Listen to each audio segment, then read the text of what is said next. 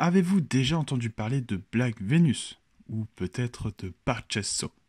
Aujourd'hui, nous allons parler du film Kong Chang ou The Spy God Knows, l'histoire vraie d'un espion sud-coréen qui a rencontré Kim Jong-il, dictateur de la Corée du Nord. Allez, c'est parti!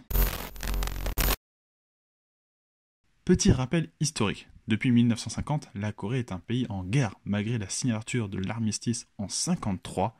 Ce dernier n'a pas mis fin à la guerre entre le Nord et le Sud. Régulièrement, ces 65 dernières années, des missiles sont parfois tirés. Cependant, une autre guerre bien plus discrète existe, l'espionnage. Et là, on se sent encore durant la guerre froide. L'un des grands enjeux, peut-être même l'enjeu le plus important pour la Corée du Sud, est de savoir la situation actuelle de la Corée du Nord sur le dossier du nucléaire. Pour cela, et à plusieurs reprises depuis les années 50, la Corée du Sud a envoyé en Corée du Nord des espions, et le fait encore très probablement à l'heure actuelle. L'histoire dont nous parlerons aujourd'hui se déroule vers la fin des années 1990. Park Jae-soo, un espion sud-coréen, a pour mission d'infiltrer la Corée du Nord afin d'en savoir plus sur leur avancée du programme nucléaire. En effet, à cette époque, Kim Jong-il se montre de plus en plus menaçant. Dès les années 1980, des tests de détonation sont réalisés. En 1993, la Corée du Nord ratifie des traités antinucléaires de l'ONU, mais refuse tous les tests d'analyse. Pour cela, Park Jae-soo est envoyé en Chine et il gère un business lié à l'agriculture chinoise contrefait en produits nord-coréens non taxés qu'il exporte en Corée du Sud. Réussissant à se créer des contacts nord-coréens, il parvient à mettre en point un business plan lui permettant de visiter certains endroits de la Corée du Nord, la réalisation de pubs dans ce pays.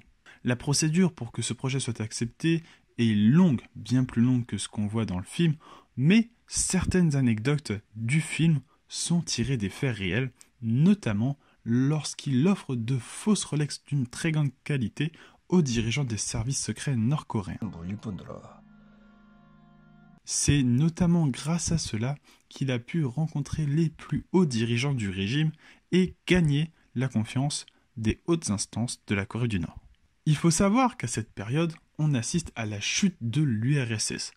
La Corée du Nord perd donc un allié de très grande taille et surtout beaucoup de financement, alors que le pays a des charges très élevées, notamment dans le cadre de ses recherches pour l'armement nucléaire. De plus, il est à préciser que le pays est officiellement dans un état de famine entre 1994 et 1998. C'est la Corée du Nord qui emploie ce terme-là. Il est estimé qu'entre 1,5 et 3,5 millions de Nord-Coréens sont morts de faim durant cette période. Même la Corée du Nord, dans un livre blanc, a reconnu quelques cas de cannibalisme. C'est notamment pour cette raison que la famille Kim, famille à la tête du pays, a demandé à l'espion infiltré de vendre différents objets historiques à de riches familles sud-coréennes. Cela se produit aussi dans le film et est justifié comme étant un test de la famille dirigeante nord-coréenne afin de juger, d'évaluer le businessman sud-coréen. Il faut savoir que dans la vraie vie, Park Jae-soo a déclaré être allé dans un entrepôt de la famille près du mont Myeonghyang avec un expert sud-coréen afin d'estimer la valeur d'une partie de la collection du régime. Dans cet entrepôt, des centaines de pièces étaient déposées pour une valeur estimée à plus d'1 milliard de dollars. Comme je l'ai rapidement mentionné, vous vous en doutez bien, et contrairement au film, la rencontre entre Black Venus et Kim Jong-il ne s'est pas produite lors de sa première visite en Corée du Nord. Cette dernière s'est produite après plusieurs voyages afin de gagner la confiance totale du régime. En effet, c'est avec le temps que l'espion sud-coréen a su gagner cette confiance, notamment en faisant sortir d'une prison chinoise Chae Sang-taek, beau-frère de Kim Jong-il, oncle et aussi mentor depuis les années 2010 de Kim Jong-un avant que ce dernier le fasse assassiner. Cependant, oui, comme montré dans le film, notre espion sud-coréen a bel et bien rencontré Kim Jong-il en 1997. Park Jae-soo a d'ailleurs enregistré cette entrevue d'une trentaine de minutes en cachant un micro dans son pénis. À préciser, cet enregistrement, qui n'a jamais été dévoilé, se trouve à l'heure actuelle caché dans un pays étranger. Park Jae-soo a cependant déjà communiqué à propos de cette rencontre. Il affirme d'ailleurs que Kim Jong-il parlait de façon détendue, attestant de sa confiance totale envers le businessman sud-coréen qui se trouve en réalité être un espion. Il explique d'ailleurs que durant cette demi-heure, le leader nord-coréen a démontré un intérêt très fort pour les élections présidentielle sud-coréenne qui arrivait peu de temps après. Et c'est là que se complexifie grandement l'histoire. Dans le film, on voit l'espion sud-coréen écouter des négociations entre des proches d'un leader politique sud-coréen et les chefs de sécurité et de renseignement de la Corée du Nord.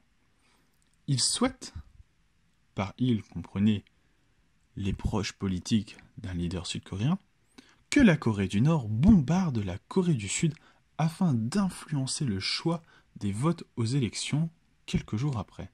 Pour cela, il débourse 4 millions de dollars. Précision qu'au vu de leur positionnement politique, en cas d'attaque du Nord, avant une élection, la population coréenne aurait plutôt tendance à privilégier le vote pour les conservatistes. Dans la vraie vie, Park Jae-soo n'a pas assisté à cette scène. Cependant, il affirme avoir vu les Nord-Coréens compter des mallettes de billets pour un total de 3 600 000 dollars. Ces quelques Nord-Coréens lui expliquent que 3 proches du candidat conservatiste, qui est en train de reculer dans les sondages, seraient venus leur demander un bombardement massif sur la Corée du Sud quelques jours avant le vote. Ce dernier a fait remonter l'information aux dirigeants des services secrets sud-coréens et à Kim Dae-jung, le candidat en tête des sondages. Vous vous en doutez bien, le candidat conservatiste perd les élections, mais la couverture de Black Venus est elle aussi perdue. Concernant les 3 supporters de Lee, le fameux candidat, ils ont été reconnus coupables d'avoir enfreint la loi sur la sécurité nationale de Corée du Sud, qui interdit tout contact avec le Nord, mais ont été acquittés par la Cour d'appel suprême après le refus de Park Jae-soo de témoigner. Après le retour au pouvoir des conservateurs sud-coréens, un nouveau chef de la sécurité intérieure et du réseau d'espionnage sud-coréen a été nommé. La conséquence, Park Jae-soo a été arrêté à Séoul en 2010 et condamné pour avoir transmis des informations confidentielles au Nord, bien qu'il ait insisté sur le fait qu'il ne transmettait que des renseignements de faible niveau pour gagner la confiance de Pyongyang. Il n'a été libéré que 6 ans après, 6 ans d'enfermement passés à l'isolement. Voilà l'histoire réelle et les quelques petites différences qu'il existe entre le film The Spy God Knows et la réalité. Concernant le film, si vous ne l'avez pas vu, sachez que je viens de tout vous spoiler. Cependant, je vous conseille vraiment de le regarder, de le visionner avec une grande intention. Il faut savoir que ce dernier a fait presque 5 millions d'entrées en Corée du Sud, soit presque 10% de la population. C'est selon moi un réel chef-d'œuvre, ne serait-ce que par son authenticité, même si évidemment certaines parties sont adaptées. Sachez que cette vidéo m'a fortement donné envie de vous parler de politique coréenne et de ce qui s'est passé du triste sort des derniers présidents et de la dernière présidente. Vous verrez que toutes ces histoires ne sont pas toutes roses. Mais tout cela est pour une prochaine vidéo. En attendant, je vous remercie de m'avoir suivi. N'hésitez pas à vous abonner, à lâcher un petit commentaire avec vos questions sur la Corée ou sur ce sujet, à partager et surtout un bon pouce bleu. Encore une fois, abonnez-vous. Merci de m'avoir regardé et à bientôt.